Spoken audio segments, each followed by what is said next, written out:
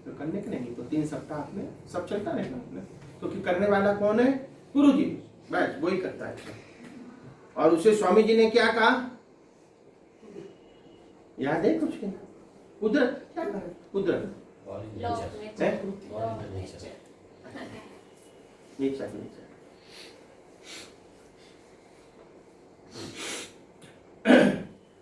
अभी प्रार्थना करते चलेगा। बाकी कोई खास सूचना होगी, कुछ होगी तो आप फिर बता देना। कोशिश हमारी यही रहेगी कि हम लोग 1 बजे प्रार्थना कर लें, तो ठीक रहेगा जरा। तो फिर धीरे धीरे फिर प्रचार हो जाएगा सब में कि अभी गुरु जी 1 बजे प्रार्थना करते, दरवाजा भी जरा जल्दी खुलेगा। तो बाद में भी जो आने वाले हैं, जो महाप्रसाद के लिए आते, वो भी फिर अपने आज एडजस्टमेंट कर लेंगे, फिर प्रचार करें।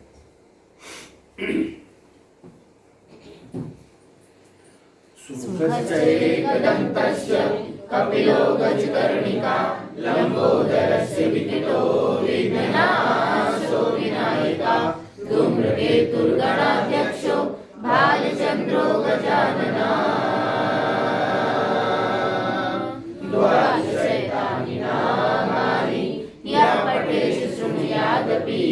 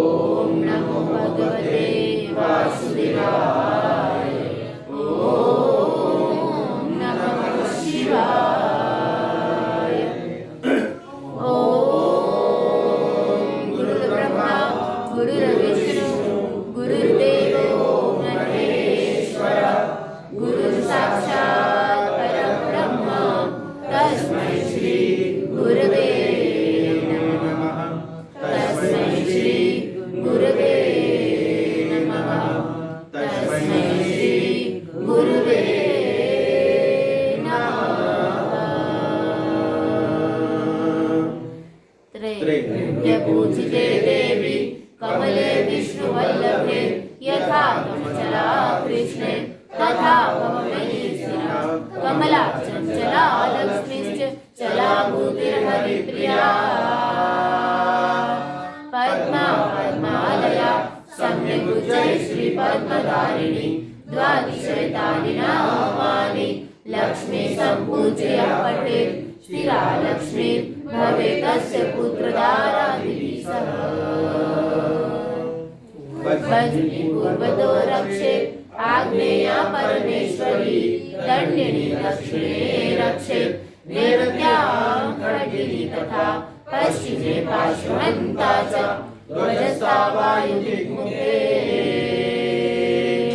गदाधरी तथा दिश्यां ईशान्यां च महेश्वरी ऊर्ध्वदेशे पद्मनीमा अधस्ताद्वैश्वरी तथा एवं दशदिशो रक्षेत् सर्वदा भुवनेश्वरी सर्वदा भुवनेश्वरी सर्वदा भुवनेश्वरी।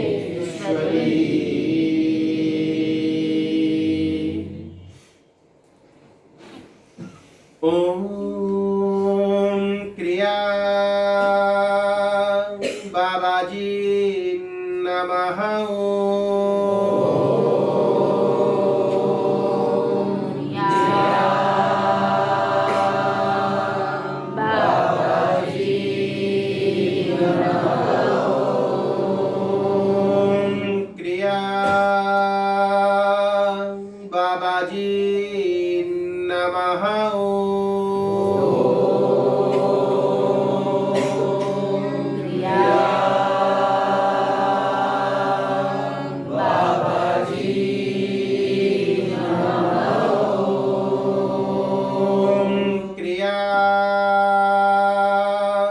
बाबाजी नमः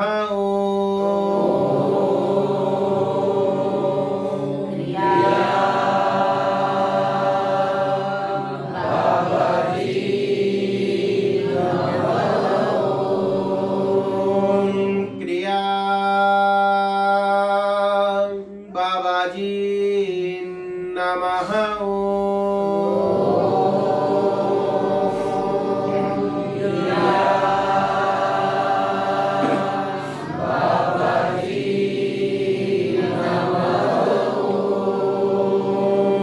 क्रिया बाबाजी नमः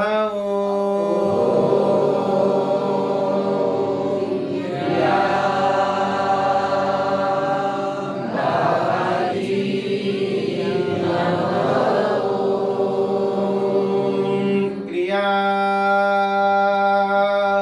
बाबाजी नमः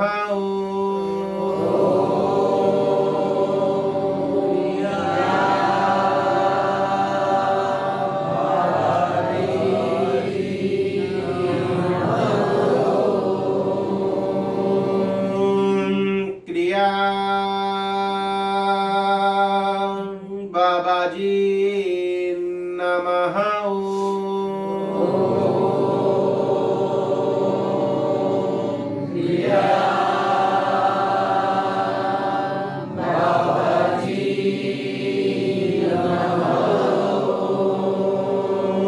क्रिया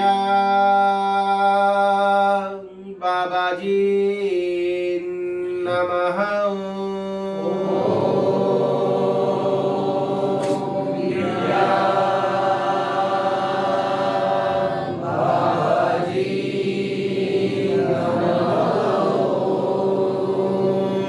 क्रिया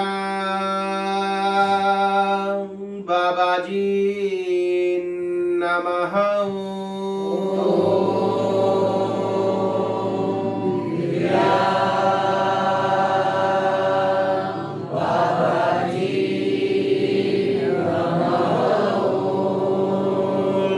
क्रिया बाबाजी नमः